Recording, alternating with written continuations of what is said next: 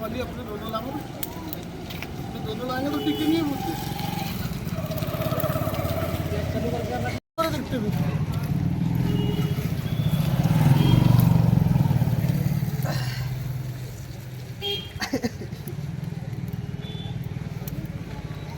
वो अपने दोनों लकड़े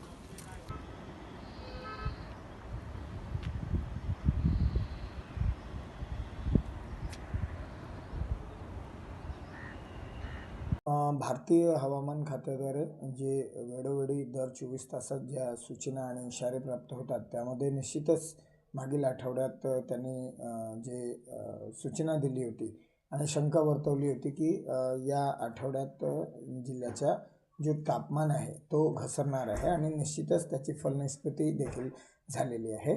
आज रोजी गोंदिया जिल्ह्याचा जो किमान तापमान आहे तो 8.6 डिग्री सेल्सिअसवर आहे आणि हा तापमान विदर्भात सर्वात कमी आहे। आज रोजीचा जर अभ्यास केला तर नागपूरचा पण देखील 8.6 आहे, म्हणजे गोंदिया आणि नागपूरचा आज जो टेम्परेचर आहे मिनिमम किमान तो सेम आहे।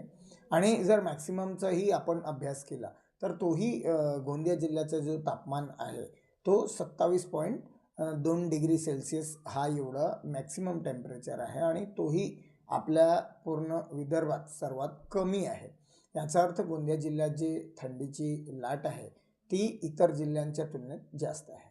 पुढे वाढण्याची शक्यता आहे का? भारतीय हवामान खात्याने आता जो अंदाज दिलेला आहे तर निश्चितच याच्यामध्ये जवळपास किमान 1 डिग्री सेल्सिअस जवळचा जो तापमान आहे येत्या काही दिवसात ते खाली येण्याची शक्यता आहे।